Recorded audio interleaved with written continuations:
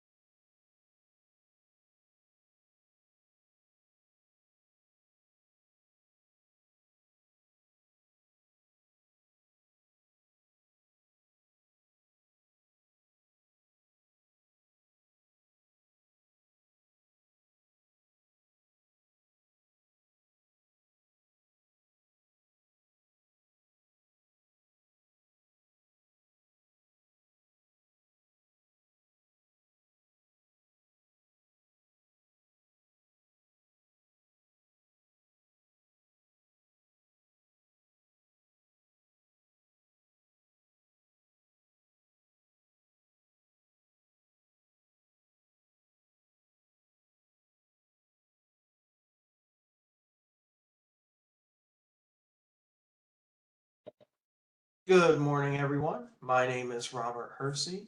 Happy Tuesday to each of you. I hope you're all having a great day so far. On behalf of the Florida Alcohol and Drug Abuse Association, welcome to today's webinar entitled Improving Mental Health: How Self-Care Impacts Our Care for Others. This webinar is being made available through a collaboration of the Florida Department of Children and Families and the Florida Alcohol and Drug Abuse Association. Please note that as an attendee, you are in listen-only mode and are only able to view your name. Your webcam and microphone have been disabled. If you have questions, please send them to the presenter and myself, the host, FATA Webinars, by using the chat panel. The button to open the chat panel is usually located on the upper right side of your monitor.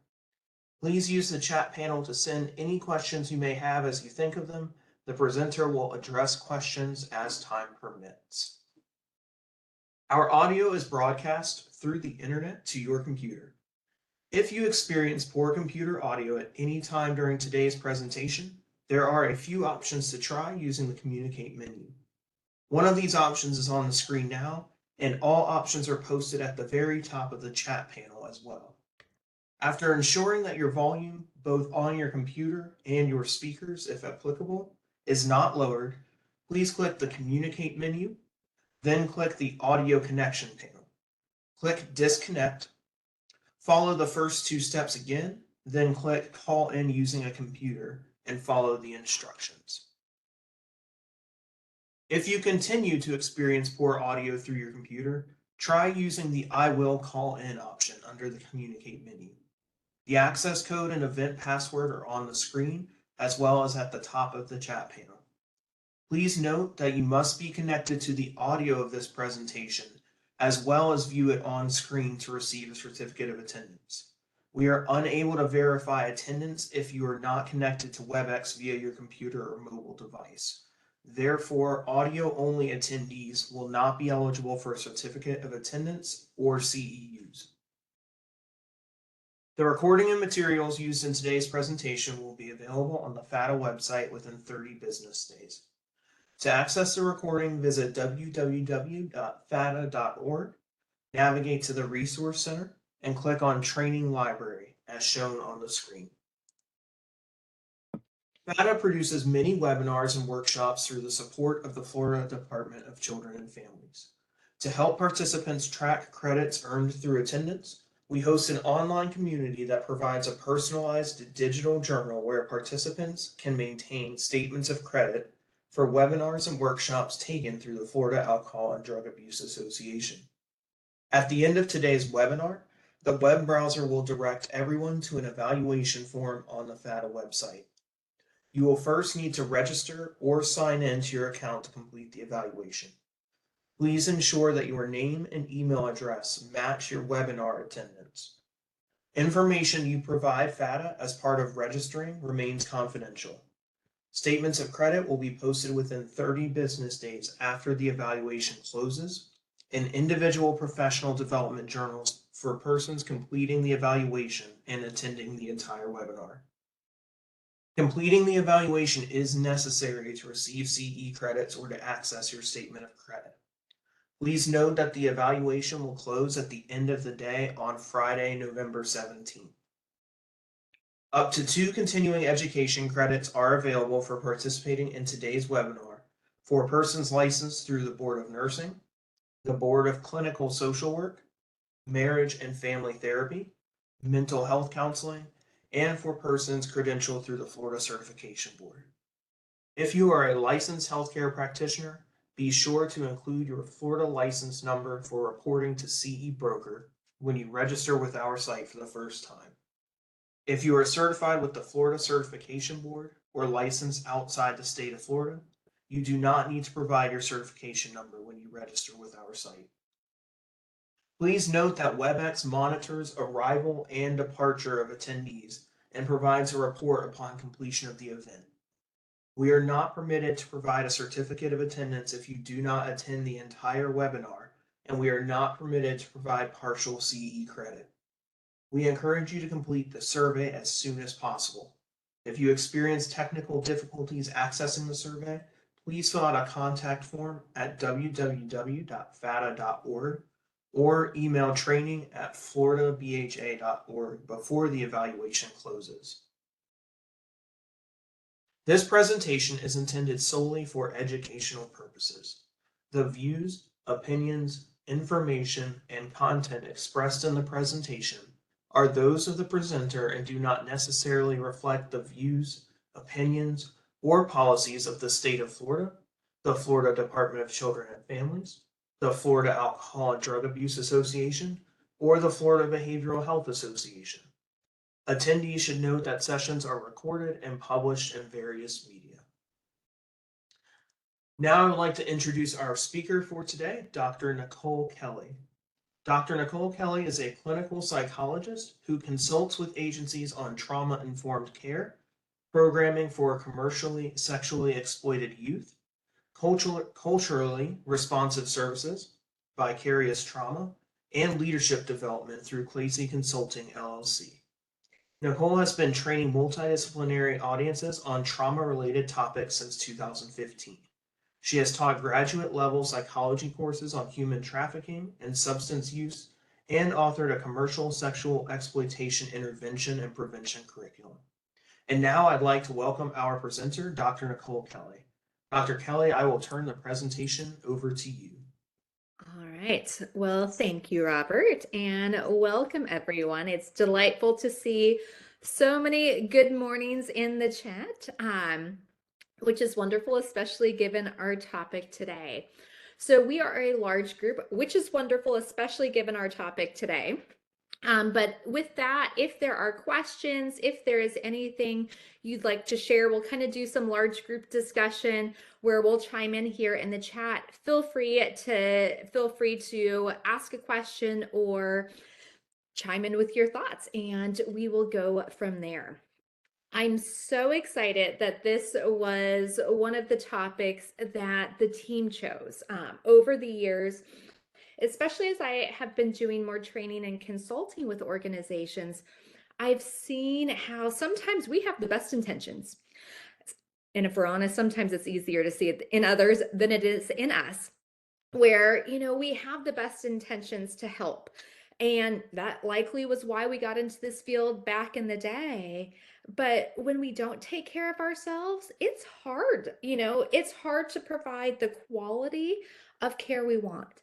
And we'll kind of get into it as we talk. Sometimes that creates some of the challenges of us being able to be the helpers, we want to be. So I'm really excited for us to dive into this topic today.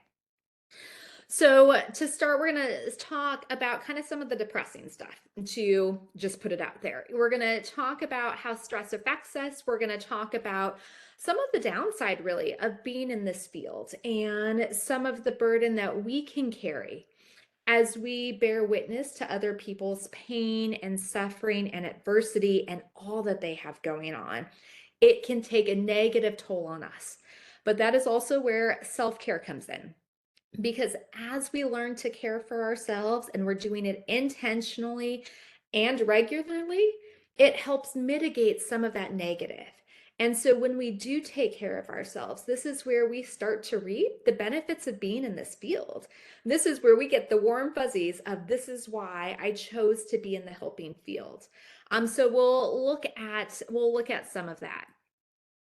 And as we get started, and as we will end today, this is where it again is crucial that we take care of ourselves. It becomes our anchor. Us taking care of ourselves not only is my responsibility as an individual, as a provider in this field, but also as we recognize we work in community.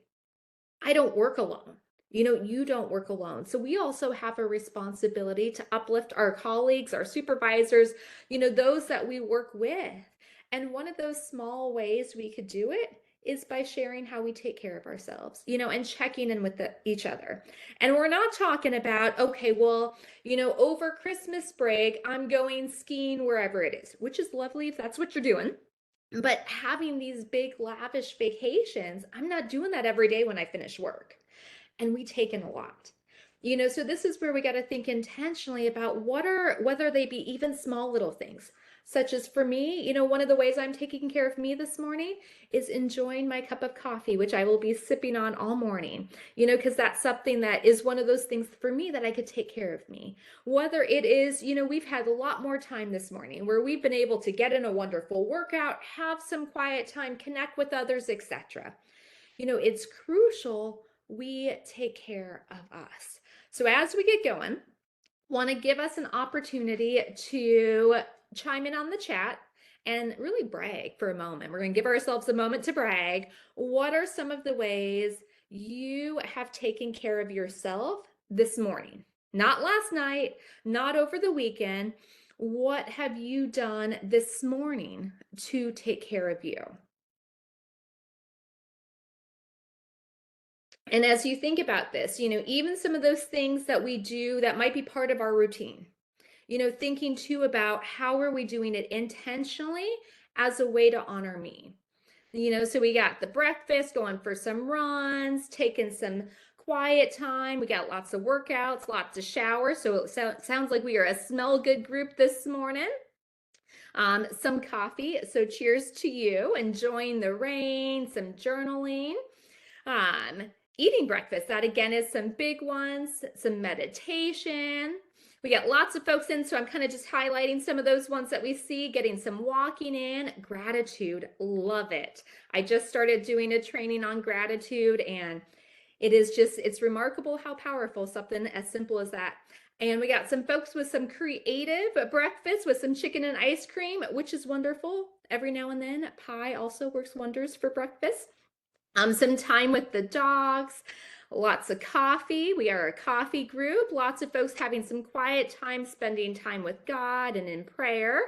Pumpkin spice latte from Starbucks. Enjoy while they still last. Um, some exercise, some mindfulness. Love it. Ooh, even a little singing and some music.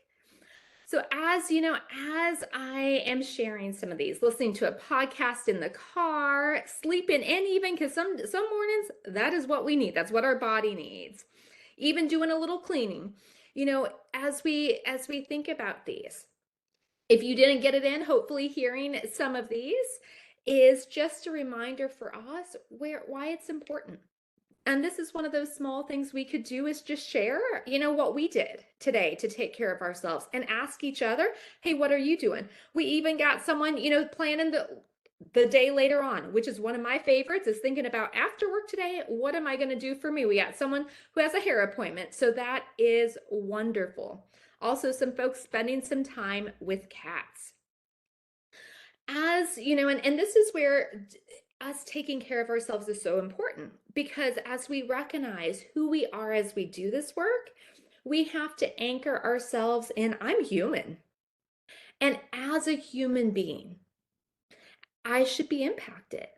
I'm not a robot. I can't just put my head down, go, go, go, go, go, go, go, hear trauma and adversity and trauma and adversity, in addition to my own stressors I got in my life, and just be able to go, go, go, go, go. Like, you aren't human when we are in that category. And in a similar way, we also aren't superheroes. We don't have magic capes on our back where I swoop in and I rescue and I save people.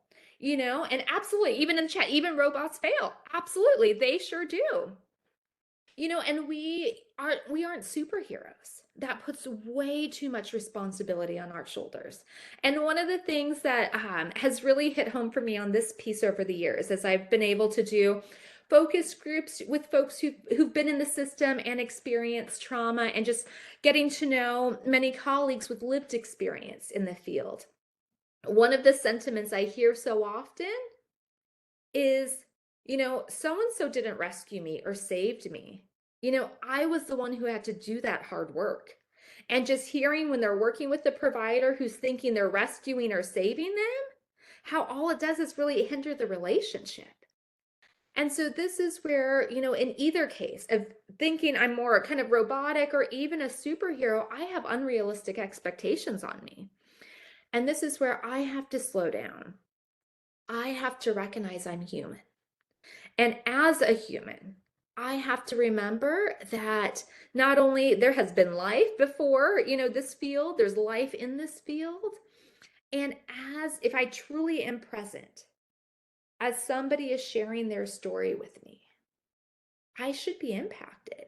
Because if we think about if we were to go see a provider and we were to kind of share with them and lay down our burdens, with them, I would hope to God that person would be impacted by what I would say. And that can also be scary because it can also feel overwhelming. It could feel overwhelming when it feels like, oh my goodness, like to be impacted by so much. I've talked to providers over the years where, I hear that when we do recognize the impact, sometimes it's overwhelming. It reminds me of a conversation with a gentleman. He was a social worker. He had a history of foster care himself.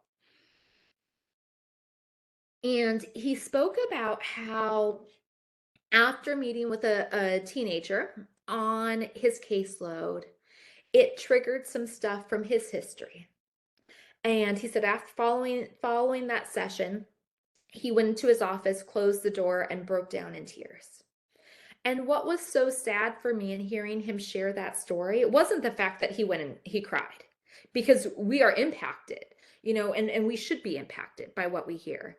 But it was the fact that he didn't feel like he could have it. He had anyone at his workplace where he had been at for years that he could go and say, hey, I had a really hard time meeting with this client. Can we check in? Because of some of these expectations, because he felt like him acknowledging, hey, I was really impacted and I'm having a hard time after this client session. He was worried he was going to be judged. And that also speaks to our need to create safety within our workplaces, that when I do need to check in, I'm not looked at and judged like I'm crazy for being impacted. Absolutely, it's very overwhelming at times, and that's why us taking care of ourselves and doing it intentionally and regularly really helps to mitigate some of that overwhelm. And this is where we will see, there's a parallel process here between what our clients experience and what we experience as providers. So for example, we know our clients, they have a lot of trauma, they have a lot of adversity they experience. For some of them, they go on to develop some of those trauma symptoms associated with PTSD. And as someone goes through that gut-wrenching journey of healing, which if you have had your own history of trauma and have gone through that journey of healing, you know that is not an easy journey. It is gut-wrenching at times, many times longer than what you wanted it or even anticipated it to be. And this is where we see when folks are able to heal, we see some beautiful things come out of it. We see this altruism born of suffering. That's kind of me, for example, me wanting to give back because of what I've been through. Because so and so was there for me, I want to be there for others. We also see what's referred to as post traumatic growth, where we hear folks who've been through a lot talk about, not that I wish this had happened to me, but because it happened to me, it kind of propelled me. It kind of forced me to take these leaps and these bounds that I wouldn't have taken had I not gone through this. And then we find that strength and resilience and courage that you may not have tapped into, prior to all of this. And this is also why we start to see how we, as humans, are very similar. And so each and every one of us, regardless if I have come into this field with the same or similar backgrounds to my clients or not, each and every one of us comes in with previous and even current life experiences. I have known providers who are experiencing abuse as they are in this field. So simply by being in this field does not protect us from abuse. So whatever has happened previously and currently, we bring that in. And in a similar way to our clients experiencing those trauma symptoms, we can experience, and we're going to get into this a little bit more, what's referred to as compassion fatigue.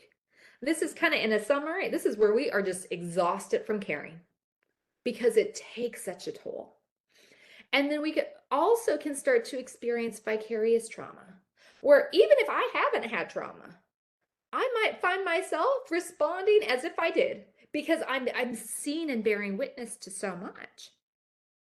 But we see just as some beautiful stuff comes out of our clients engaging in their healing process, as we, for some of us, as we engage in our healing, and as we intentionally, I hope that is a word you take away from today, is intentional. When we are intentionally taking care of us, that is where we get the warm fuzzies. That's where we feel so much joy and satisfaction in caring. That is where we experience what's referred to as vicarious resilience. When I see my clients overcome and overcome and overcome, almost on an unconscious level, I can't help but be inspired by them. And when I find myself with my back against the wall, sometimes I could pull from that strength I see in my clients, where it's kind of like, if they could do this, if they could navigate that, I can too. So we got a few things coming in the chat here. A lot of us do this job because we have had some past trauma or experiences that we would like others not to have to struggle with and want to provide a resource in a way. We're constantly revolving in our own healing.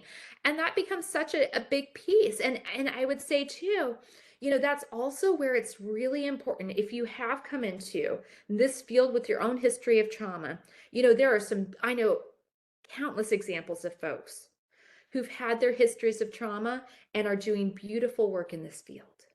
But the ones who are able to sustain themselves, I will say, are the ones who are intentionally engaged in their healing.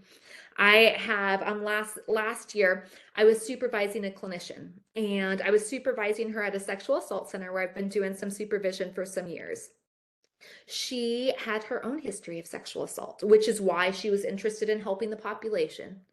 In less than a year, because she wasn't even there a year. And so in less than a year, after a couple months, she felt she felt the burnout.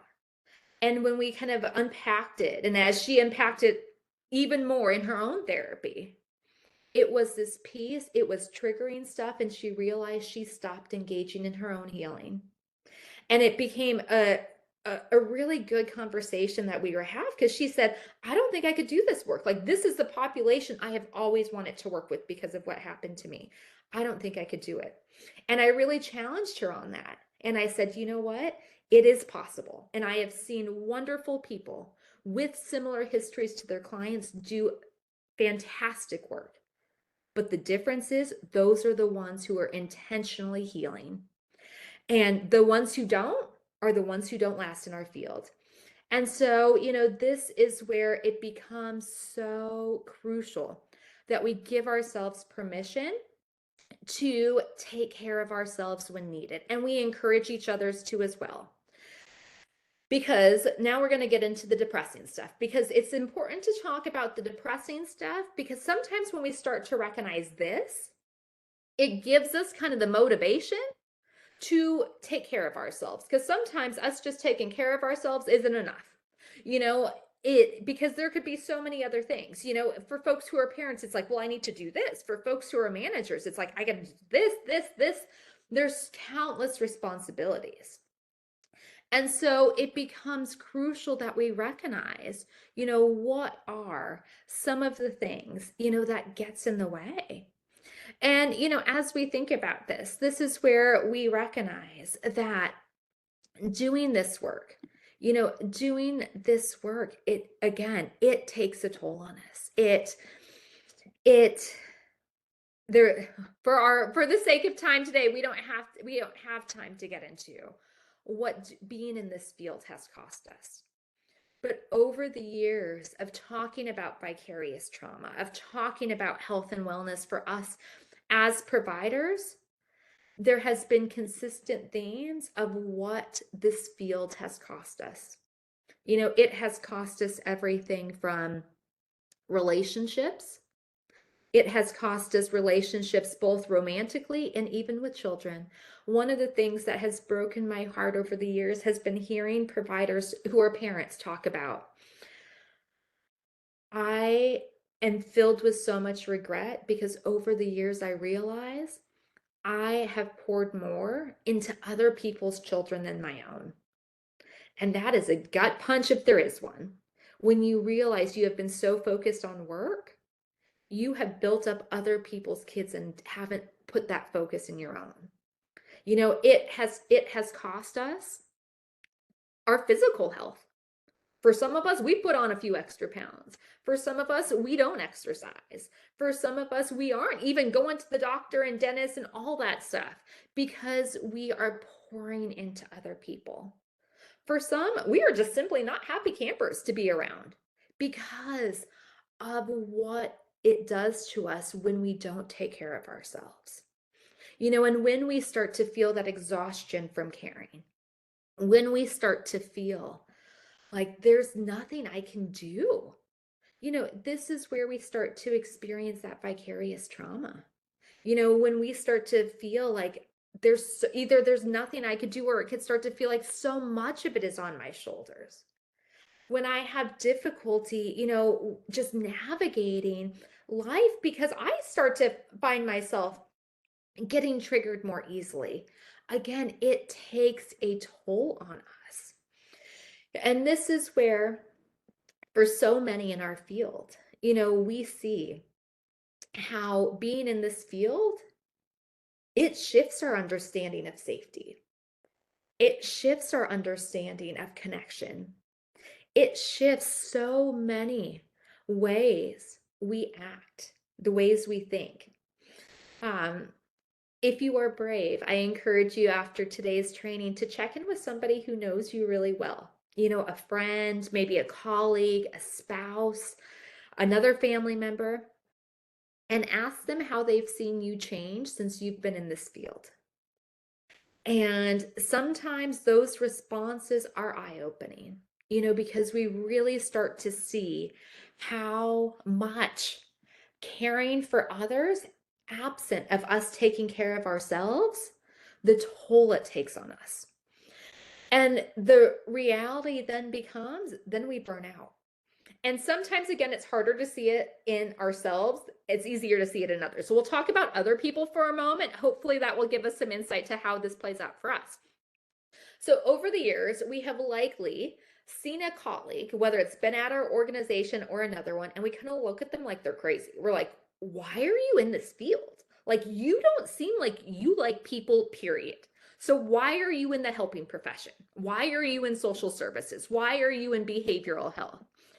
And, and we start to see that, and it's just like, why? But it's what we start to see is when all of that negative builds up and builds up and builds up, we start to experience burnout. And sometimes in the midst of all of the negative, we also start to see, even to look for another job, that still takes energy. And sometimes when we're so exhausted, we are so burnt out, we don't even have the energy to look for another job. So we stay and we're miserable. And that's where it becomes so important. Also, another one in the chat coming in, which also is a huge other impact, is as we think about financial challenges. Absolutely. you know and this is why typically when I talk about this topic, it's anywhere from a full day or two. So we're talking about this here in a short time period. But as we think about, we don't work in the most lucrative of fields, unfortunately. And so with that, that also comes with financial stressors. I've done trainings on poverty, and I've had folks in our field say, I make less than that and I have a bachelor's or master's degree. So we recognize there are stressors we carry, and that just adds to it. And this is where we have to anchor ourselves. And why am I doing this work? Not why I got into it 5 years ago, 10 years ago, 20 years ago, etc. Why am I intentionally choosing to stay in it? Because when we lose that anchor, we experience, it just aids to this burnout. And this again is where we just feel exhausted. We experience that dehumanization where we might forget the humanity of the clients we're talking about and we are trying to serve. We start to feel like we aren't making an impact. And as a side note, for any supervisors or folks who are in leadership one of the things that's been really hard to hear over the years is hearing folks doing direct service say, I can't even tell you the last time my supervisor told me I was doing a good job. I can't tell you the last time I got a compliment at work. All I hear is all the ways this needs to be done and this needs to be done. You need to fix this and this. And so it's crucial that we build each other up because this is hard work. And when that burnout just grows and grows and grows, this is where we're not the happy campers. We look exhausted. We don't have energy. We aren't excited to go to work. This is where, when it's like Friday, we don't even enjoy the weekend because we're dreading Monday and having to go into work. That's when it's just like the joy is robbed from us. And the challenge with all of this is we're human. And so as humans, we don't compartmentalize as much as we try. So if I struggle to be present and engaged at work with my clients, there's a good chance I am likely disengaged at home. I can't be exhausted at work and go home and now I'm bubbly and have all this energy. We're human. That's not how it works. And so again, this is where it's so important that we are taking care of ourselves. And this is also where as we recognize stress, we recognize there are countless layers to the stress, and our understanding of stress, from what it is to how it's expressed to how we navigate it, is influenced by so many factors, by our family. Mind you, for some of us, sometimes family can be the big stressor. or colleagues, and this really stood out to me. And this is just, another reason why it's so important discussions like today, because we work so intensely with each other, with our clients, and we care for each other. A few months ago, I was at a conference and I was there as wellness support, to check in with folks if they were kind of having any triggers to some of the content and in the workshops and whatnot. And what struck me was how many folks I checked in with who were not triggered by the heavy content of the workshops, but were triggered by their supervisors and colleagues. And I was talking to the leader of the conference about it afterwards. I was like, that really stuck out to me. Like, I've known sometimes we're the biggest stressors, and it's not the traumatized youth and families who are going through, trauma, substance use, poverty, etc. They're not the stressors, it's each other. But seeing that up close and personal at a conference, that really was an eye opener for me. And even, to talk about colleagues here in another way, and supervisors, we'll kind of throw them in the boat here too. If I am, you know, if I am seeing no one take lunch away from their desk, if I am seeing everybody respond to emails 24/7, even days they're on vacation, they're homesick, etc. What message does that say to me in terms of if I do try to set boundaries? And so this is where we have to practice what we preach. One of my colleagues who got into this field did not know about trauma, despite having her own history of trauma. She learned about trauma as she got into this field. And she was in a managerial position, and she was recognizing her staff were burnt out. She didn't realize how much she was burnt out and how much they were following after her. And so she realized they don't take their breaks because they don't see me taking breaks. And when she started to take lunch away from her desk, she saw that her staff started to give themselves permission to take breaks. So also we have to think about, what am I modeling to my colleagues? And also in the chat, we have, sometimes it feels like we're required to be motivated only by numbers, enrollments, and billable hours. And that absolutely is a challenge, because there are administrative components to our job. And that's where, our supervisors and managers, really have the stress and the responsibility of navigating the administrative component with that more clinical component. Also, we have, when I'm overdoing it, I remind myself that I'm only helpful to everyone I care for. If I'm valuable, absolutely. And even on that note, I've done focus groups with some of our youth, and they in asking them, kind of about support from us as providers. It was shocking to hear some of them say, how is so and so supposed to help me? They don't take care of themselves. And it was, hearing statements along those lines over and over again. And it's just some of those reminders where it's crucial that we take care of ourselves, because our clients see it. And if we don't practice what we preach, those lessons go so far. And if I'm a supervisor, I'm not doing direct service, if I'm not practicing it, I can't be talking to my client, or not my clients, but my supervisees about it. Also, as we think just about larger culture, and even our friends, what are some of those messages we take in about stress, what we do with it, how we're supposed to carry it, how, all of that influences us. And so as we think about stress, again, there's so much going on. There is stress that we have in our communities, as we think about stressors within our families. We might have friends who are experiencing stress. One of my supervisees right now, I had supervision with her yesterday, and she was talking about her weekend, and she was like, honestly, it was not restful. She goes, one of my friends called me and told me she had a stroke, and I was worried to death about her all weekend. Another thing happened, and she was like, it was so big, and she's like, my friends call me because they know I'm a good listener, but then I just take on so much. So for some of us, we do take on a lot. Absolutely. There's days there's global stress. Turn on the news. It's super depressing. I try not to watch the news for that reason because there's so much. There's stress at work, whether that's with colleagues, supervisors, clients, documentation, etc. Emotional stress. Just what comes up for me. Financial stress that we talked about, and relational stress. Whether that be with our partner, with our children, with friends, with family, etc.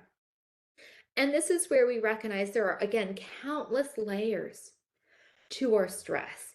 And this is where it just is a reminder for us, it's so important that we are taking care of ourselves. And so I also want to think about, us both kind of with colleagues and even with friends for a moment. And thinking about, the difference between venting and complaining versus getting support. Because sometimes what can happen in our workplaces is I could go and start just running my mouth to so and so. And I'm venting, whether it be, again, this could be about a client, this could be about my boss, this could be about another colleague. This could be about client's parent if I'm working with a minor. And I could just be running my mouth and running my mouth. You know, and what we start to see is nothing really gets resolved because I haven't really addressed the issue. But not only that, for me, what is that doing to the individual, kind of the hearer? And what we start to see is many times it starts to take a negative toll on them.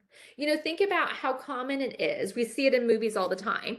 After a stressful day of work, what do we see people do? They go to happy hour.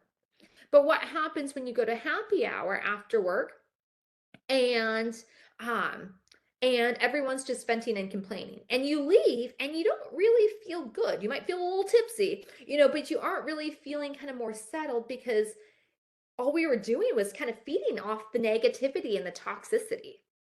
Now that's different than me having a really stressful meeting. And again, that meeting could be with colleague, supervisor, client, parent of client, etc. And I'm able to go and say, "Hey, I had a really stressful meeting. Can we chat for a moment? Help me see what I could do." Maybe that's you even saying, "Hey, why don't we go take a walk?" That's where it's so important. So we want to make sure we are getting support and not venting and complaining. And that also becomes, a way we can protect ourselves within the workplace. Is if somebody's coming to me and just trying to dump, I need to set those boundaries. Where I could say, "Hey, it sounds like you're having a really stressful time right now. How are you taking care of yourself? Have you talked with your supervisor about this? I wonder if this might work." That's different than, again, just me allowing them to dump on me. We also have here in the chat, there's often a double message of being told that work culture values self-care, and then, for example, getting assigned an additional workload when a colleague leaves. Absolutely. Well, and I think, and I love this comment that you made here, Cynthia, because I think it really highlights how us taking care of ourselves is at multiple levels. There is responsibility I have as an individual in this field. But there is also a larger responsibility my supervisor has. Leadership in the organization has as well. And slowly but surely, we are starting to see more folks in leadership acknowledge this. And there have been different organizations, even across the US, who are recognizing this. And sometimes they recognize this because they can't hire people, or they can't get people to stay because they're leaving because of how big of a burden and how much stress it is. And so we see organizations putting their commitment, their organizational commitment to self-care in things such as even the values for their organization. So we're seeing some shift, but this is where we also need to see more shift. And so this is also where one of those things we could do for ourselves is have moments of quiet, have moments where we could slow down and I could check in with myself, whether that is me by myself, whether that's me with spouse, whether that's me with my own therapist, whether that's me with my pastor, whether that's me with a close friend, my supervisor, whoever it might be. But it's important that we create time to check in with ourselves and ask ourselves, how am I making sense of all that I'm exposed to? Because again, when we think about it, we're exposed to a lot. When I've heard folks say, whether it has been supervisees or, folks who are in a training say, well, I don't have time. Like, I don't have time to take care of me. One of the things, and you might be thinking that right now, like, this sounds lovely in theory, but where's the time for it? And if that is you, I encourage you to think about and consider how much stress, how much trauma, how much adversity do you take in on a daily basis at home, at work, in your community, and turning on the news and seeing it in the world as a whole? How much do you take in? And how is that in proportion to how often you take care of you? Because if we're honest, for some of us, we don't even urinate when we need to go. I have heard that from countless providers over the years, where instead of going to the bathroom, because we need to, our body's saying you need to go, we sit at the computer and we try and type a few more emails. We try to do another call. We try and do this or that because it's just like we got to go, go, go, go, go. And then we mad dash to the restroom, hope to God there isn't somebody in front of us because we're about to pee our pants. So for some of us, we don't do basic things like drink water, or make sure we eat during the day because we're going, going, going. And again, if I'm neglecting me that much, what place am I at to talk to my clients about you are valuable and you deserve to take time for you? You deserve to invest in you. And this is where it becomes crucial that we again, and by saying this, it's not easy. There are times we got to get creative. And I want to share two ways here that because I see some comments coming in around time management, so I want to share two. One comes from a colleague and one comes from a supervisee. So one of my colleagues at the time, she was working full time in this field, was a single mom, and had little ones. And it was just like, literally, like, I don't have childcare. So it's not like, come watch my kids while I go for this walk at the park. And it was like, what am I supposed to do? And so she realized, my kids don't bother me when I'm in the bathroom. So she would go in the bathroom, she would lock the door, and when kids would come banging on the door to come in, she would tell them, Mama's having some tummy issues. And she knew as soon as she said that, they weren't coming in because they were scared it might smell and all that stuff in there. And what was she doing in the bathroom? She was just playing games on her phone. But that became her way in the context of her life.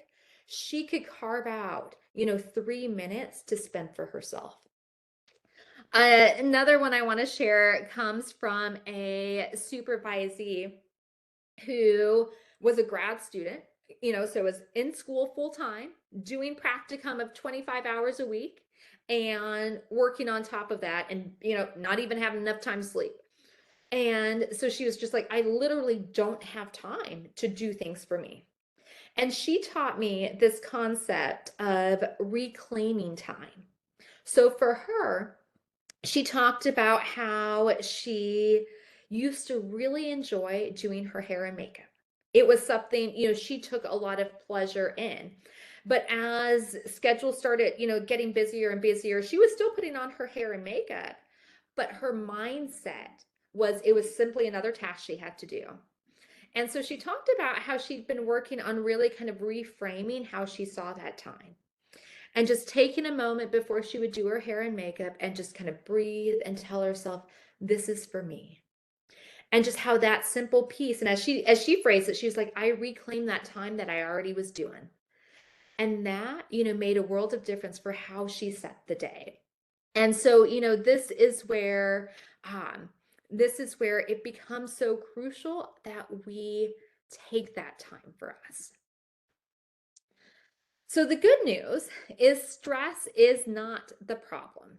The problem is that the strategies that deal with stressors have almost no relationship to the strategies that deal with the physiological reactions to our bodies. And so this is where, again, we got to think about not just what the stress is, but how am I dealing with it? And this is the hard part because sometimes we might be in a position, whether it's in our personal life, at work, sometimes both, where I can't get away from the stressor.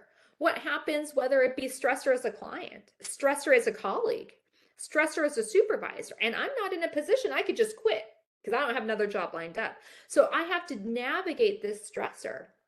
But I have to think about what is my reaction.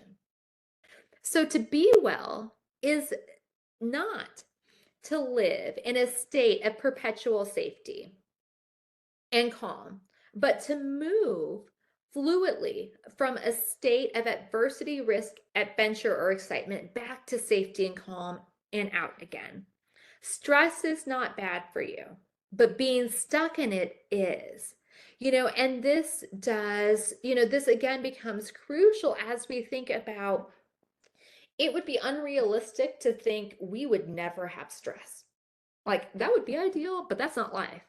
So how are we able, the goal being we could kind of move fluidly from a place of stress to a place of calm, and kind of just be able to be impacted, but not to kind of consume us. Because sometimes when we don't take care of ourselves, the challenge becomes that we are, completely overwhelmed by it. And I see some stuff in the chat here too around, how frustrating it is when our supervisors don't acknowledge our stressors. And one thing I will say from doing work with folks in managerial positions is if I'm a supervisor and I'm not taking care of me, if I don't acknowledge the weight that's on my shoulders, it makes it really hard to do it for my supervisees. And that is just, a reminder for us who are in leadership roles. Not only are we responsible for taking care of us, but we have to recognize how we take care of us, how we work, even largely dictates those folks and impacts the folks we supervise. And when we don't do it well, the folks under us feel the brunt of it. So we're going to kind of turn the corner here from talking about some of the depressing stuff. And if we had more time, we would spend more time about the depressing stuff because again, it's important that we recognize the impact. Because when I recognize the impact of this work, it gives me a little bit more gumption to I'm making time for me. If we have to order takeout tonight, I'm going to the gym because for me that's what I need. It gives me a little bit more like I'm doing this. And so, one of those things we could do in terms of prevention is, think about how do I gauge when I need a break or I need to reach out for help or support. And this is important. And again, this, hopefully it's not too convicting here. But it is just a reminder we can't help our clients beyond where we are. So if I can't do this, it makes it hard for me to help my clients. And so one of those things I want us to think about for a moment is how do I gauge when I need a break or when I need to reach out for support? This is such an important piece.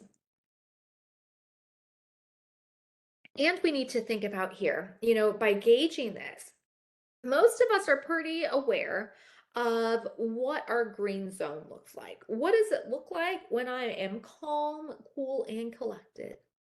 Most of us recognize what our red zone looks like when I'm going off or about to. But where most of us struggle is recognizing what is my yellow zone. What is that in between calm, cool, and collected and going off? What does that look like at home? What does that look like at work? And that becomes really important for us as we are aware, as we're mindful of what's going on in me. So I know, for example, if I have a meeting with a colleague, and when I say colleague, whether they're at the same organization or it's a community partner, because we also work with folks outside of our organization. So let's say, for example, I have a meeting with a colleague and it's stressful. And, we've had poor interaction, so I'm just dreading this meeting. Knowing that I'm anticipating the stress, I probably don't want to go into that meeting when I'm in my yellow or red zone. I want to do it when I'm in that green zone. That becomes huge. And we also want to think about what does it look like in terms of me going from my red to my yellow zone. And also, what can help me go from my red to my yellow? And what can help me go from my yellow to green? This is huge because again, it helps me figure out when's the point where I need to step away from my computer. I need to go get some fresh air. When is it that I need to call someone on the phone before I go into this meeting? When is it that, you know what, I need to take the day off work because of all that's going on with me? So as we think here about, self-care, this is in a similar way where it's important that we think about what influences our understanding of self-care. Because, for some of us, it's hard to take care of us when we don't see other people doing it. It feels selfish when I am not taking care of me. And this is where self-care is influenced by so many factors. My family, what did I see modeled to me? Um, what um, what did I see kind of modeled to me when it has come to everything from people who are my same gender, from extended family members, etc., from my colleagues. How can I navigate this when, again, I try to take care of myself. I don't see anyone around me doing it. It makes it really hard. And think about it on the flip side. When I'm at a place where I see people leaving work at work, I see people going out and having life after work. How much does that inspire me to, after work, I'm taking some time for me because I see other people doing it. Also, when we think about culture, what are some of those messages from larger culture around self care? And even friends, what are some of those ways our friends influence how we take care of ourselves? Now, this is also where it gets tricky because there's lots of things we could say that we're doing to take care of ourselves, but it doesn't mean we're taking care of ourselves, and or how we take care of ourselves. So I want us to think about a few things when we think about self-care. How does what I'm doing, how does it increase connection, whether that be connection to myself, connection to God or a higher power, connection to family, friends, etc. What I'm doing, how is it helping me connect? What I'm doing, how is it helping me rest and restore? And what I'm doing, how is it helping empower me? So when I think about what self-care is, of really thinking about how are those activities empowering, nurturing, and connecting. And, so with that, we are going to just give ourselves a moment here. I'm going to give us, not a whole lot of time. I'm going to set the timer for maybe about 3 minutes. And I want us to give us a moment to slow down and to really turn inward for a moment and to think about how am I taking care of myself? How am I taking care of myself emotionally? How am I taking care of myself physically? How am I taking care of myself relationally? How am I taking care of myself spiritually? How am I taking care of myself professionally? How am I taking care of myself financially? And, just want to give us a moment to check in with ourselves around how are we doing taking care of us? And as you do, as you spend these few minutes, slowing down and looking at where you're doing, you might also see some goals that you have for yourself when it comes to taking care of us. So I'm going to set the timer right now for just 3 minutes, so not even a long time. And want to give us that time just to, again, slow down, look at how we take care of ourselves, and then I'm going to bring us back together and we'll do a little debrief. So with that, our time is starting right now. So enjoy a few minutes slowing down, spending time with you, whether you want to um, get out some paper, jot some thoughts down, type some thoughts down on your device, or simply just sit and think about how you're doing. However you want to do it, do you enjoy a few minutes of spending some time with you thinking about how you have been and maybe even how you can take care of you. All right, with that, our time starts now. So enjoy.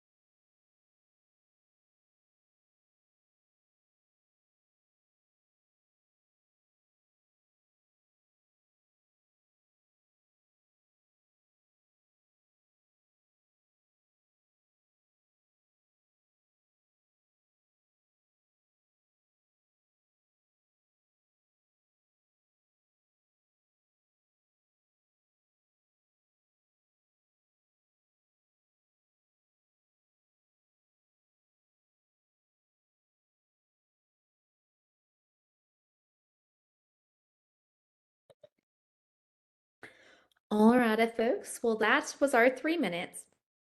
Thank you for taking that time and spending a few minutes thinking about how we are taking care of ourselves. And, for some of us, I just want to acknowledge if we don't spend a lot of time with ourselves, that might have felt like forever and a day. For others of us who have spent a little bit more time with ourselves, that might have gone by super fast. And it's like that we could have spent like hours, doing that. Wherever you have fallen, and just want to thank you for taking some time to think about how can you take care of you. And this again is where it becomes so important that we have goals for ourselves. That we're thinking about how am I taking care of me? Because when we don't, this is where it feels overwhelming and exhausting. And I have heard folks over the years talk about how I have stopped doing things that I enjoy. I have stopped doing things. I remember reminds me of one, I forget what his role was. He wasn't a clinician. I think he was a case manager. Had started working for an organization, had been there 2 years. And as we thought about this, he realized, he goes, I used to love going hiking. And I see the last time I went hiking was the weekend before I started this job. And I haven't done that. And hiking, just being out in nature, just brought so much life to me. And for him, part of that goal was I'm getting back into it. And for some of us, our goals might not be I'm going on this huge hiking trip on the weekend. Our goal might be simple things. It might be I'm going to drink 1 glass of water a day. I'm going to walk around the block. I'm going to call one person, that is important to me, or whatever it might be. And this is where, when we start to see this is where it's crucial that we're thinking about what are some of those ways we're currently investing in ourselves? What are some of those ways we're currently investing in um, our physical health, our relational health, spiritual, emotional, and financial health, as we recognize that we are whole human beings. And it's important that we do this. In the chat we have recently, I found that I have had no desire to do things I used to enjoy. And the thought of doing them feels exhausting and almost like a chore. Absolutely. And that's where, again, it becomes really important that we tap into what are those things that we enjoy doing. Because those are those things that give us life. And maybe for some of us, it's us figuring out, what are those things? Because maybe we've neglected ourselves for so long that we're so distant from ourselves. All right. So every day, the world will drag you by the hand, yelling, this is important, this is important, and this is important. You need to worry about this and this and this. And each day, it is up to you to yank your hand back, put it on your heart, and say, no, this is what's important. And I love this quote because it really kind of starts to put the onus back on us. I can't expect other people to prioritize my self care if I don't do it myself. So it starts with me. And me setting priorities, me setting boundaries. And again, this isn't easy. For some of us, setting boundaries, there's typically initial pushback. There's family, there's spouse saying, wait, you're not going to stop at the store and get that? You usually do. There might be boss being like, hey, I sent you this email over the weekend. Why didn't you respond? Because they're so used to you responding. So initially usually there's a little pushback. But when you get that gumption to work through it, it becomes that much. It becomes easier over time. And again, when we support each other, we're able to grow. So when we think here about what makes us stronger, some of those components that make us stronger are connection, rest, and self-compassion. And we're going to talk about these things here in a little more detail. And so even just as we start to talk about them, I want us to think about, and I want you to ask yourself, even this morning, how much rest did you get last night? How are you slowing down and resting? Also as you think about connection, this is also where, how are we connecting? How often do I connect with nature, with God, with friends, with family, whoever it might be?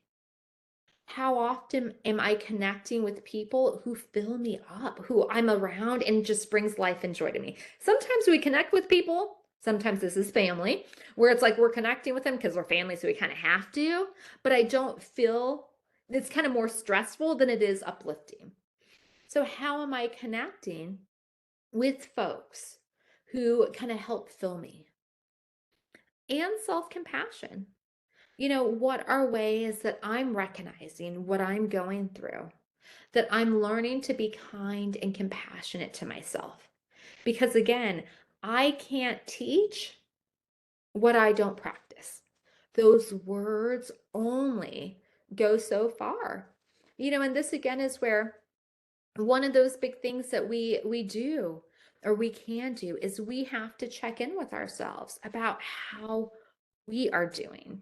Even in alignment with that in the chat, we have, addressing how clinicians need to address their own depression and struggles to identify. And it could not be limited to depression.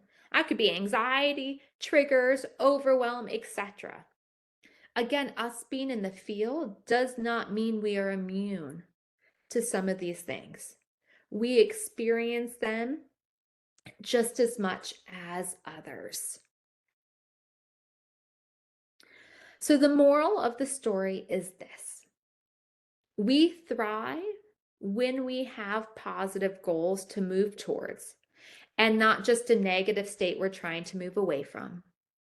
So it's, this is where we thrive when we have goals we want to work towards, and not just in terms of self-care. As we think professionally, what are my goals? Whether my goal is I want to advance in my current position, whether my goal is I want to learn about more of this topic, whether my goal is fill in the blank. As I think about personally, what are some goals I want to work on? When we have those things to work on, it makes a world of difference. In fact, um, one of my friends, her son, who's in his 20s, has had a long history of trauma and struggled with substance abuse, and he's approaching his 1 year of sobriety. And I was talking with him last week and asking him, what have been some of those things that have helped you this past year? And the one thing he said was, for the first time in my life, I have goals that I'm working towards. I'm just not, it's not just this thing of like, I don't want to do this, or I'm trying to get away from this group, or, etc. He's like, I actually have things I'm excited about. And when we have goals, sometimes it also helps us get out of bed in the morning, especially if I know it's going to be a stressful day. If I maybe am not at the place I'm at work wise, but when I know, okay, this is helping me get to where I want to be, sometimes it helps us, get out of bed a little bit more. Also in the chat, we have, you cannot give away what you don't have. Absolutely. That is such a big one. And sometimes we forget that. And that, I think, has been what I've seen and what I've experienced and seen in others is one of the biggest challenges in our profession. We can't just talk it, we have to do it. And it's that reminder that we are continually on our own journeys. And so, with that, I want to give us a few minutes here and want us to think about and reflect on what goals am I working on? And if you aren't working on any, this is a wonderful time to take these few minutes to think about what are some goals you have. And even thinking about, especially if they're more professional goals, thinking about how might your work be able to support them. So even thinking about what might be some of those conversations you could have with your supervisor about, hey, I'm really wanting to learn whether it's this evidence-based model or I'm wanting to learn more about this or that. How can you do that? So similar to before, I'm going to set the timer here for just a couple minutes, just about 3 minutes or so, and give us some time to slow down, spend time with ourselves thinking about what are some of those goals I'm working on and what steps can I take to work on them. And so going to give us a few minutes to slow down, think about some of those goals, and then we will come back together here as a large group. So whether you want to jot down some ideas, type them, or simply sit and think, enjoy having a few minutes here to think about some of those goals. Enjoy.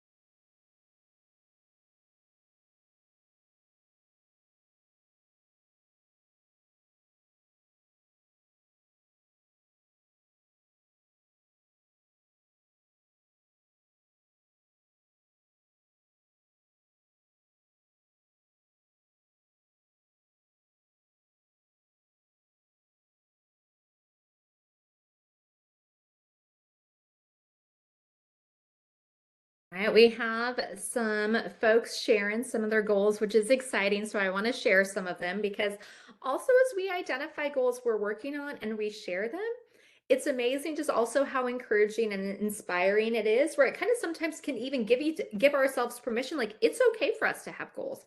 It's okay, for me to be working towards X, Y, and Z, whether that's professionally, whether that's personally, whether that's both. So we got preparing for retirement, putting together a vision board. It is not juvenile at all. Healthy diets, creating a nonprofit for transitional housing for single mothers, LCSW hours to actually get paid a living wage. Yep, getting that license, preparing for retirement, wanting to incorporate a healthier diet and lifestyle and even weight loss, having time for oneself, another diet and weight loss, making time to travel, diet and more time for family, paying off some debt, taking some days off in December. Love being able to have that time away from work, working on self-care, smarter and more exercising, spending more time with family, more exercise, working on accepting that no is okay. Yep, those boundaries are huge. Time management, wanting to complete LCSW hours, reading for fun, love that one. Exercise and wellness, traveling, building the family. Also breaking down some of the goals. Absolutely. That has helped, even because sometimes we don't want our goals to feel overwhelming of like, oh my goodness, I'm trying to do this. And then we could get down on ourselves for I haven't done this yet. So breaking down those goals into almost like we do with our clients, breaking them down into SMART goals is such a great way to help. Working on continuing healthy diet and exercise, better workout routines, improving physical health, reading a book every month, taking weekend trips with partners, saving and budgeting. Love these things that we're hearing. Healthier habits, spending more time with family, weight loss, cruise, finishing the master's degree, getting back to the gym, more time on figuring out how to say no, finishing projects to create the house. Also, completing requirements for the CAP, moving into a new home, not feeling guilty saying no. Again, we got some boundaries related to being able to set boundaries and say no. Not neglecting physical health, wanting to make time for that, finishing master's degree, physical health again, some around finances, scheduling time, to attend to own appointments, absolutely, finishing the degree, advancing to a higher position, gaining more certificates, traveling more, all some wonderful things, getting a car, more serious with gardening and even canning. Absolutely. Stop answering emails after 6 p.m. Love it. Health and relationships. So important. Eating healthier, more time with family, connecting more to spirituality, master's program, yoga, writing poetry. Love it. Going to the beach one evening a week. So jealous and love it. Um, Working on passing the exam, being able to graduate, absolutely. Working on licensure, remodeling, the gym, weight loss, master's degree, finances, certification, volunteering more, taking breaks, all of these as we think about them.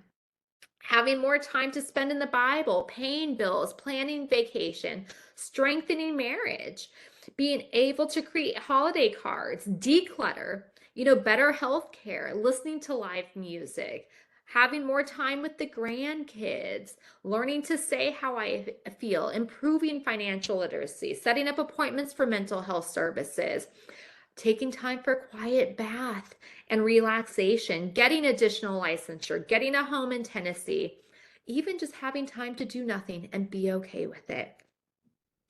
I love our list. Hopefully, as you heard some of the things, whether these are folks you know or don't know, but as you just think about hearing goals of people in our larger field work towards, hopefully it encourages us and inspires us to work on our stuff for ourselves. And just as a reminder, there is such community in us sharing. So I encourage you as you go into your workplaces, as you work on goals, whether it's professionally and or personally, to share.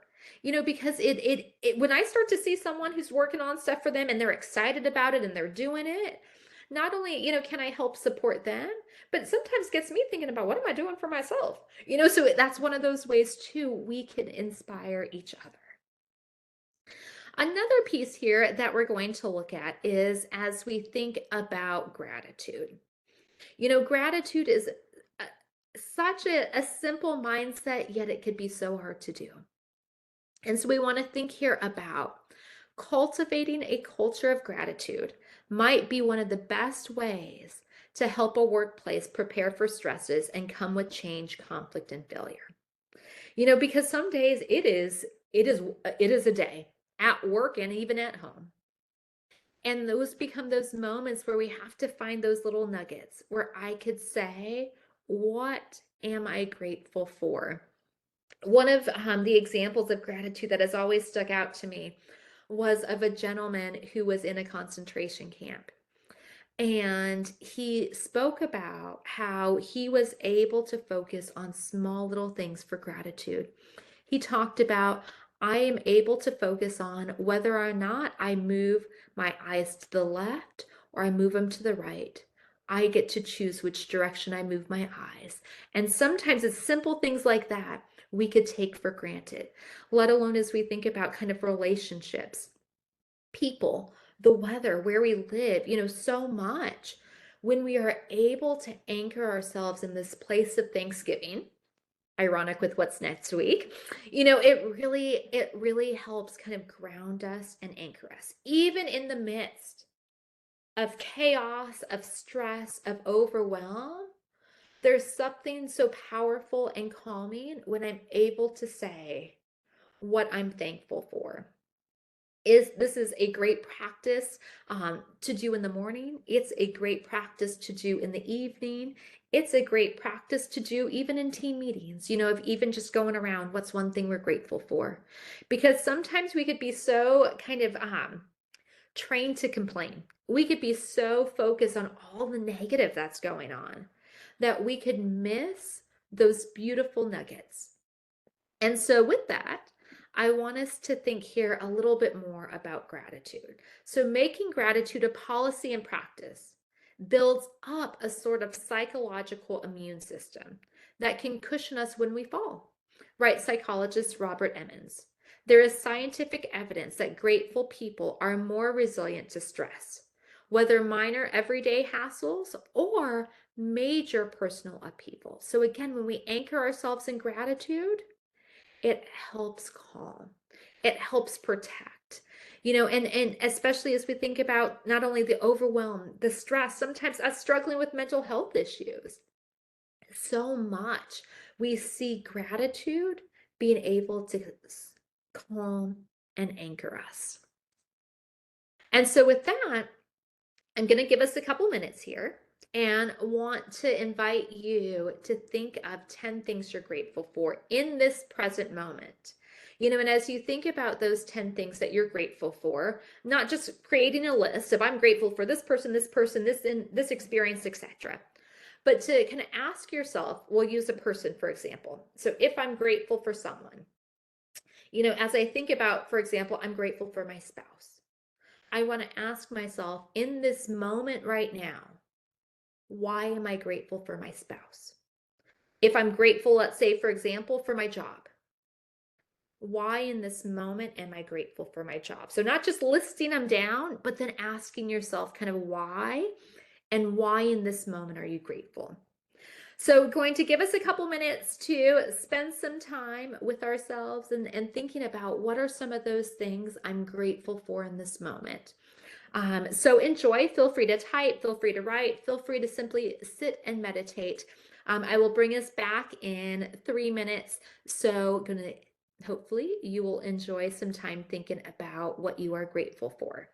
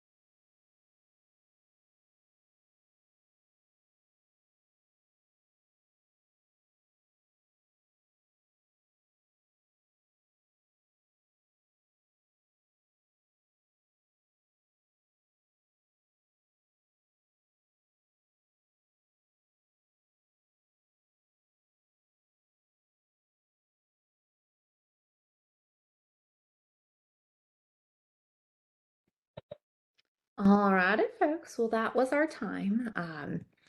Hopefully you were able to get some things down, even if it was not 10. And we have some folks sharing in the chat, which is always delightful.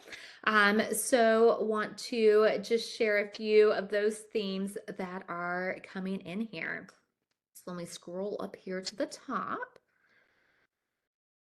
And there's something, even just as we talk, I don't know if you have this experience anytime I talk about gratitude or practice, if it's something that I practice even.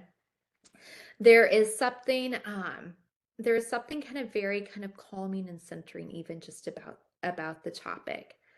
All right, so let's see here. We have in-laws who help with the kids while husband is deployed. Absolutely. God, grandkids, doing what I love and getting to help others. Partner, family, health, husband who's supportive and comforting, grateful for the job, and fortunate to make ends meet during times like this.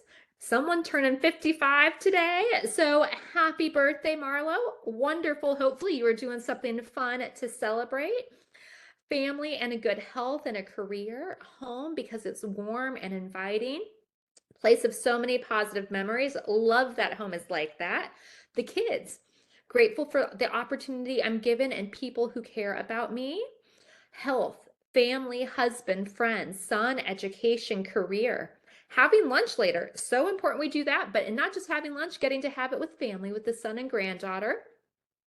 Um, Also, someone struggling a little bit this morning, having an episode right now and having time spent this morning challenging myself to write out a full single space page of what I'm grateful for today. It's important self-care tool, absolutely. Loving the job, which is so wonderful to hear. Health because I'm able to move and cook and enjoy life. Husband, identical twin sister, daughter and granddaughter who remind me every day I am loved and appreciated. Husband, daughter, life in general, health, also the beautiful and supportive family that God has allowed. Grateful for kids and partner because I don't think I'd fight this cancer as hard as I am without them. Absolutely. Some family, daughter, and granddaughter. Being sober, having a car, girlfriend, and job, not having to stress about getting caught with illegal activity, family, new life, etc. Family, friends, health, job, cat, physical and emotional issues, able to wake up on my own, absolutely. Walk and fend for myself as a way to take care, absolutely.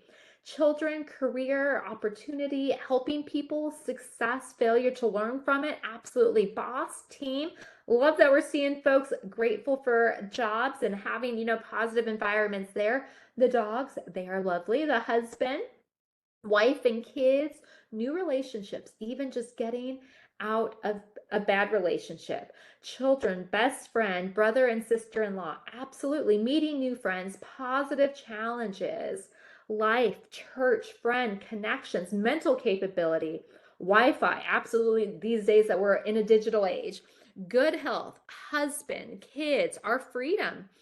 Love these things. Job, family and friends, work ethic, business. Thankful for God, the dogs, unconditional love, retirement coming around the corner, opportunity to live life, partner, cat, mental health, home, adverse life experiences because of how much resilience I've built within myself. Love it. Job, ability to be a good listener, love and determination to not give up. Home, joy, kids, mom, husband, achievements, a good support system, health and family, freedom, partners, job, coffee, amen to that. Grateful for God. Babies, love it. We have so much we're thankful for. My village because they're present and supportive. Work in rehab and ministry. My therapist, absolute ability to walk, connect. These are some big ones where I am in life, where I would never have been. These are so beginnings, positive outlook, new beginnings. Mom's surgery was successful. Children, it's so crucial that we anchor ourselves to how we take care of us. It becomes our anchor, and even as you, hopefully, as you shared or you thought about this, and even just hearing some of the ways other people are thinking about this. Hopefully it was just a reminder for you of the difference it makes even in the midst of stress. It does not minimize the stress or overwhelm. But when we anchor ourselves in how we are grateful and what we are grateful for, there's something that kind of it helps us get the focus. It helps center us in the midst of all of it. This is also where, it's important that we think about our bodies and how we hold stress in our bodies, how our bodies are impacted by stress. This is where, even as we kind of go back to that earlier slide when we were looking at the parallel process of our clients and us, one of those things that we see is how powerful it becomes when we recognize the ways in which stress impacts us. All right, so with that, we're going to watch this little clip here. Oh.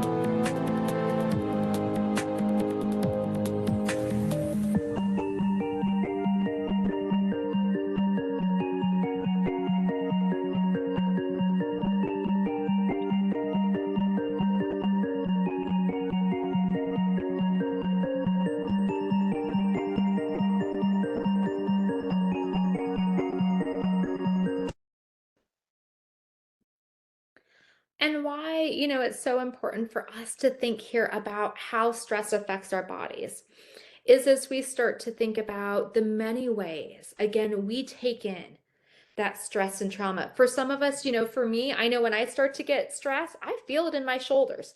I could start to feel the tension. So that's a sign for me. Hey, I need to do something for me, because I feel it in my body.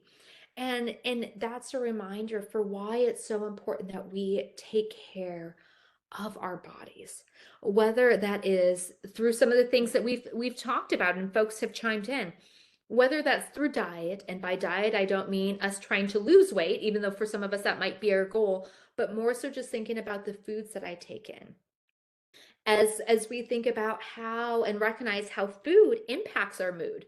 We've seen a kind of newer field called nutritional psychiatry of really looking at how foods and the foods we eat contribute to stress, anxiety, depression, and all of that. So what we eat makes a difference, not only in terms of what we eat, how we move our bodies, and regardless of what our ability level is. For some of us, that might be us doing yoga. That might be us going to the gym. For others of us, given our physical limitations, maybe we're doing some yoga in the chair. Maybe we're doing stretches. Maybe for me, it's simply walking to the end of the block and back. Whatever it is, it's crucial that we are taking care of our bodies because we hold that stress and trauma in our bodies. So often the very first things we give up are those that nourish us the most, but seem optional.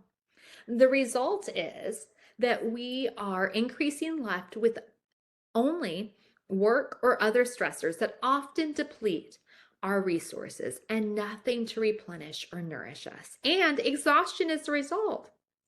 And so this again, gets us thinking about how am I nourishing me? What are some of those things that I'm doing to nourish and to take care of my body? Everything from nutrition. I know there were days when I worked in residential care and was covering positions like someone mentioned earlier and just doing too much than probably what I should have been doing. And there'd be days where I forgot to bring lunch and didn't take time away from my desk. And so my lunch was Diet Coke and peanut M&Ms because that's what we had there at work. Those weren't days I was taking care and nourishing myself. This morning I got up and made a nice breakfast for myself and my husband, and there was something very kind of just caring about that, like knowing I'm taking time, knowing I'm making something that's healthy, for the two of us. Those are some of those ways we nourish ourselves. Sleep. We're going to get into rest here in a moment. Thinking about, do I get enough sleep? We live in a time where we are sleep deprived.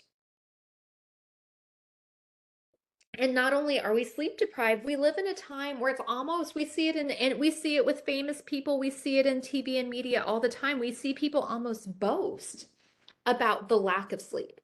It's almost like I got, X number of hours of sleep.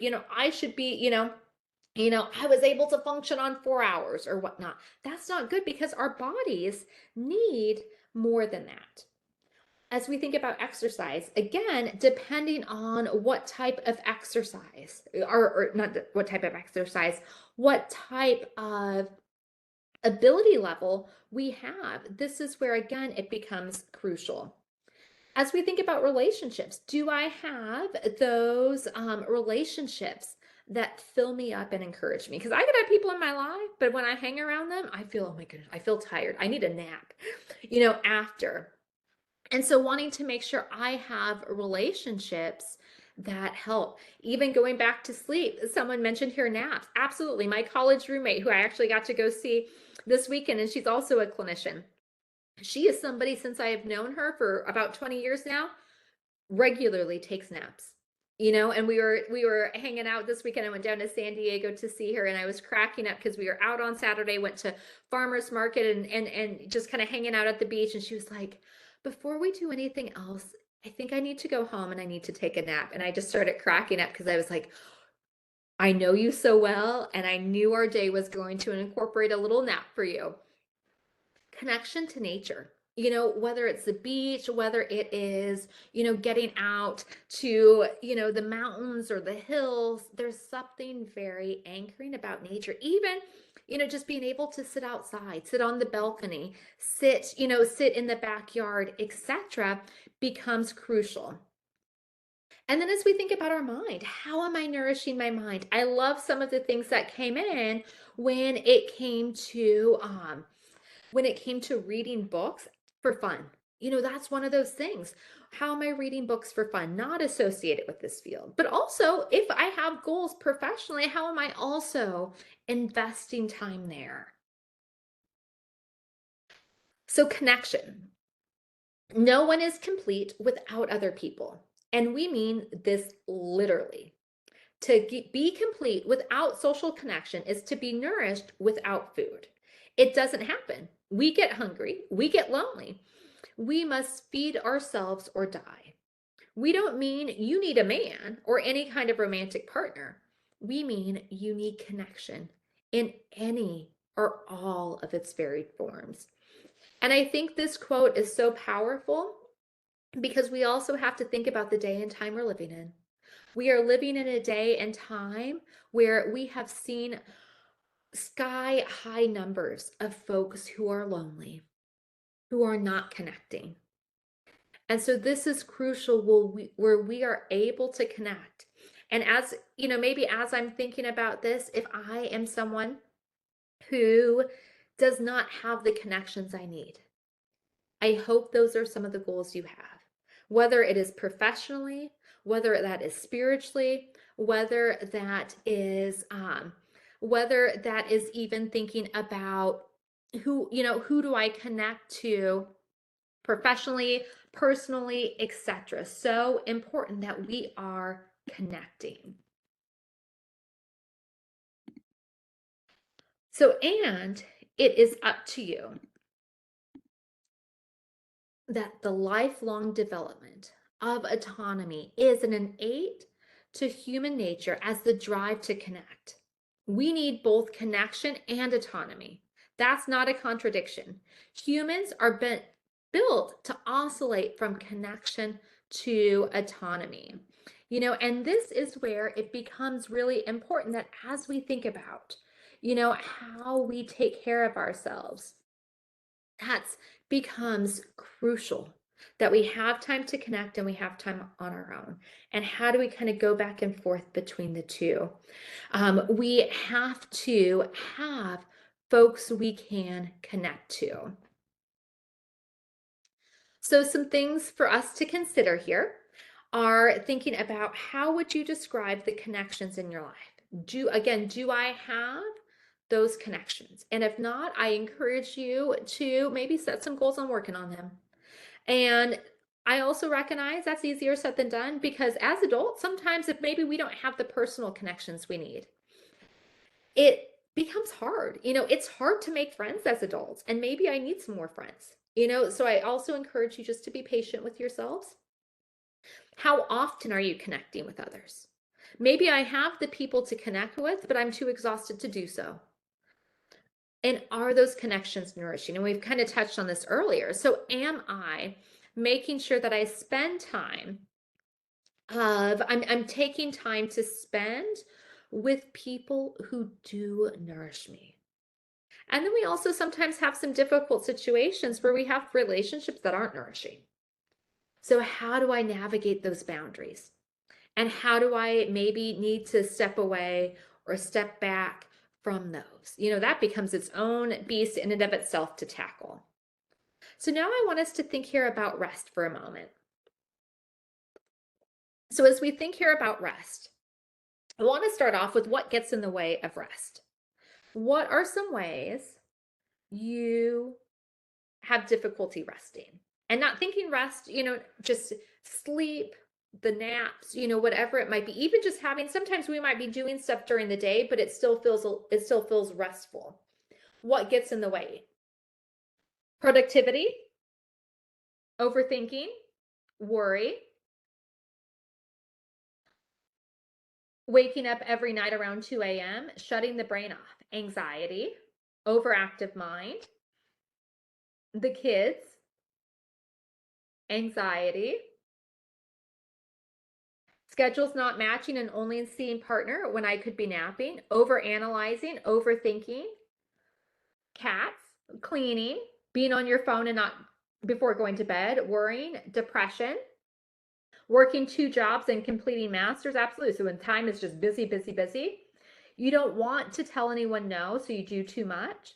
Losing track of time, too much multitasking, not being able to relax, poor sleep etiquette, stress, not feeling productive, 3 jobs and a kid as a single parent. All of these are big, and again, this becomes crucial. Mind running 100 miles an hour.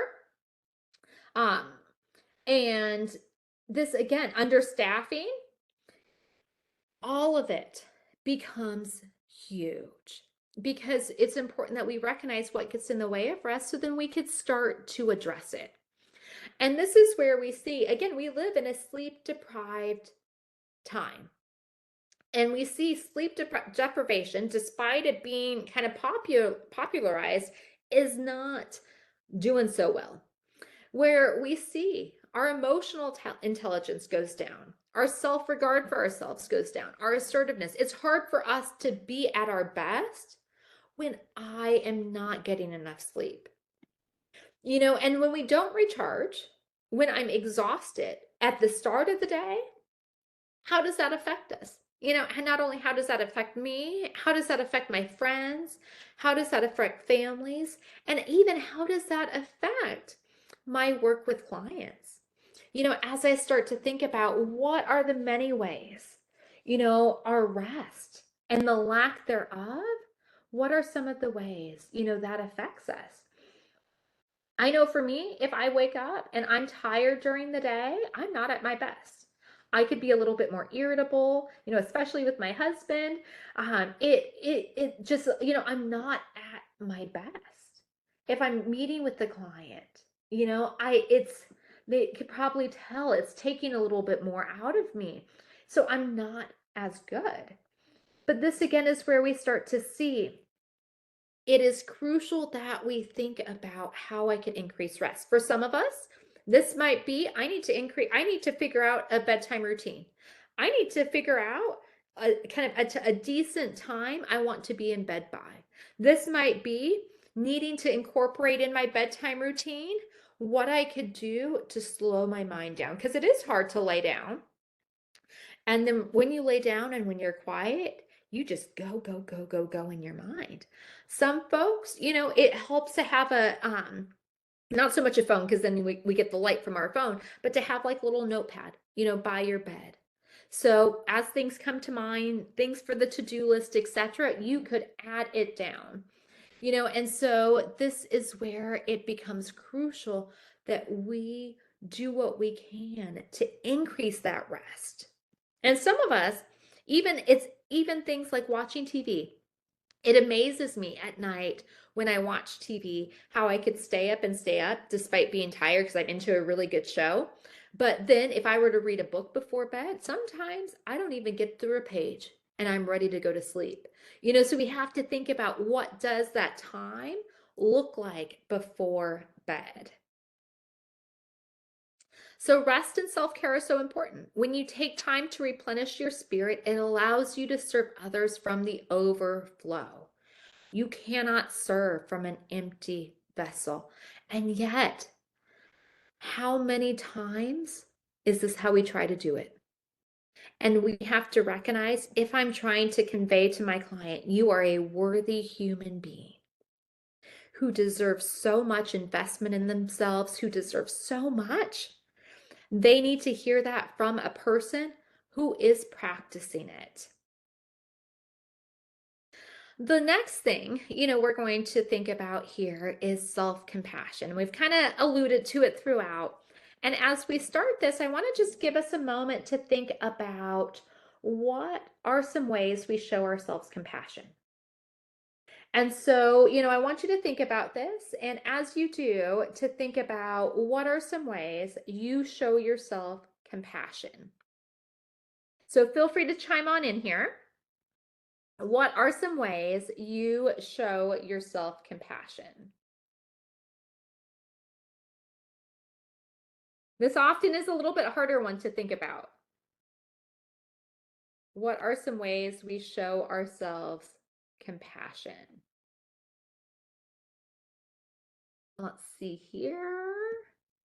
Ice cream treats, love it. Taking time for self-care, positive affirmations, forgiveness for mistakes, affirmations, talking nicely to self, avoiding negative self-talk, journaling, and buying little treats such as crystals, forgiving oneself. It is a hard one for sure, but this is where we start to think about we have to take care of us to teach it to our clients. Forgiving yourself when you realized when you made a mistake. Setting priorities. Self-care. Looking in the mirror and say, I love myself more. Treating myself with something special. Hiking trips. Being kind. Sleeping in occasionally. Scheduling time for self. Putting self first. Telling myself, I don't know what I don't know, and forgiving self. Keeping the boundaries. Recognizing life happens to all of us. Positive self-talk. Reflecting on what I've thought or I've been through and reminding myself to give myself some grace. Yes. Recognizing achievements. Accepting emotions are valid. Personal self-care day off. Giving ourselves grace, forgiving self, treating self to shopping or hair salon. Positive self-talk, surrounding self with positivity. Again, this is a tough one. Challenging negative thoughts, playing time with pup, getting hair and nails done, laughter, positive affirmations, setting those boundaries, permission to do nothing, taking time off, making friends with inner critic, going to the spa, giving self time for rest, modeling forgiveness. Also thinking here about positive self-talk, stopping trying to prove myself. Again, this is huge. We have to practice what we preach. And if we're honest, this is a big one. And, three aspects, and we could spend so much more time talking about self-compassion, but we're just going to do it here in a minute. And so there's three aspects to self-compassion. One is kindness. And as I think about how somebody I like, whether that's spouse or partner, a good friend, but as we think about when they're going through it, we are so kind, encouraging, and uplifting. And our task is to learn to how do I show myself that same kindness? Mindfulness. Mindfulness is kind of what we started off our day talking about with some of the depressing stuff, in the sense of when I recognize what's going on with me, when I recognize how I'm doing, when I'm recognizing I'm stressed, when I'm suffering, etc. When I recognize that, it gives me the space and knowledge to then ask myself, what do I need? So I could be able to show myself kindness. I could be able to soothe myself. I can fill in the blank. And the last aspect here of common humanity is this aspect of recognizing I'm human, I am imperfect, but guess what? So are you. And there is such power in recognizing my mistakes don't separate me from you. My mistakes actually help connect us. But even though we might not have made the same missteps along the way, when we recognize we are all imperfect human beings navigating life, there is such power in being able to say, me too. So the last thing we're going to talk about here is one of my favorite things is really thinking about having life in us and being fully alive. We must acknowledge we are human and imperfect humans at that, who strive to care for others. And as I start to recognize my humanity, it brings me to a place of being able to think about what does it look like to have life in me? And there's a quote by Howard Thurman, I'm probably going to say it wrong, but he says, what this world needs is more people who have become fully alive. What our kids need, what our adults need when they have been through it. They need to see that there is hope and there is life in us, because then that gives them a place of like, I want that. How many times, when we're around somebody who is joyful, who has life in them, and you leave their presence and it's like, I want some of that. I want whatever they're drinking. It's that peace. That's what we're talking about. We want to leave our clients with that reminder of there is life. And sometimes we come to work carrying the stressors of our personal lives, and sometimes we take home the stressors of work. Again, this becomes such a reality. And to be fully alive at work and at home requires us to intentionally value our worth and invest in our lives. And so the last thing I want to invite us to share is, what does becoming more fully alive, what does that mean for you? What does becoming more fully alive mean for you? For some of us, this is the life we are living right now because we are in that space. For others of us, this might be where we recognize there's a gap from this is what it looks like for me, and I need to get there.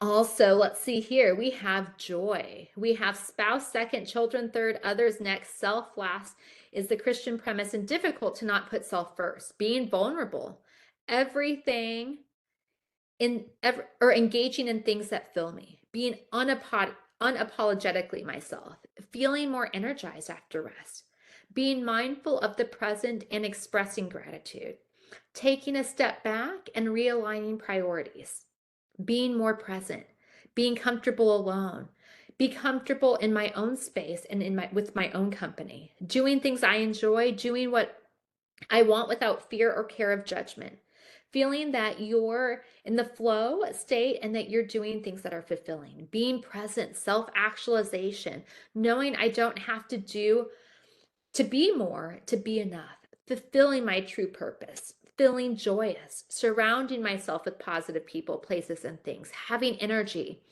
enjoying the present moment, being positive, not being afraid to say no, doing what is right when no one is watching, not feeling guilty for spending time alone or taking part in self-care without feeling guilty about it, feeling free and unbound, being intentional about connecting with others, being myself, being comfortable, being me, and enjoying now with family and friends, not seeking justification.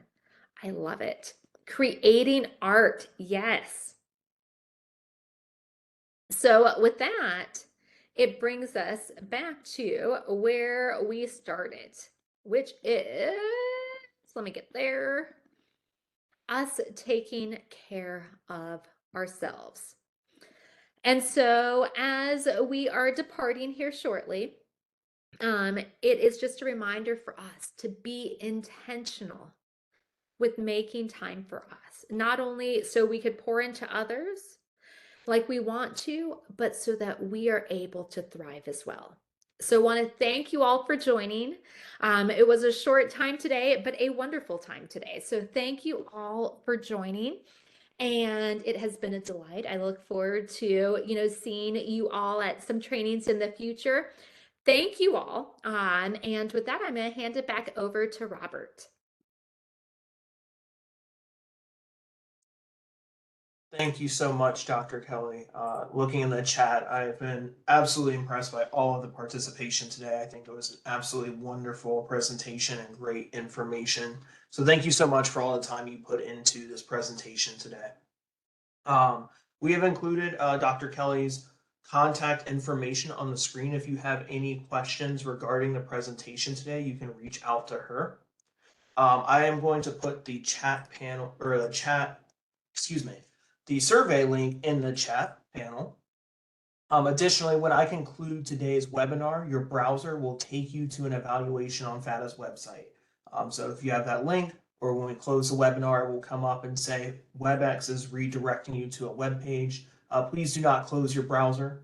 If you want to receive CE credits or a statement of credit for this event, you must complete that evaluation. When you go to access the evaluation today, you'll be prompted to sign in or register. You can register as a visitor at no cost if this is your first time taking a webinar with us. You may do so by clicking haven't registered yet right underneath the login boxes. You must use the same email address you used when you registered for today's webinar and when you set up your profile in FATA's system. This is the only way we are able to connect your attendance to your profile and the survey completion. After you register or sign in, you will be directed onwards to the evaluation. You will get a second opportunity to complete the evaluation through a follow-up email later today. For CEs to be reported to CE Broker for Florida licensed healthcare practitioners, you must provide an accurate Florida Department of Health license prefix and number the first time you register.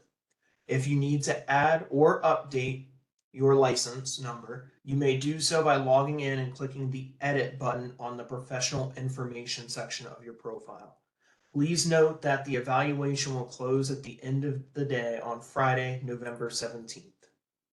If you experience difficulty logging into your account or accessing the survey, you may contact us at FATA either by filling out a contact form on our website or by emailing us at training@floridabha.org. Again, please do so before the evaluation closes on Friday the 17th.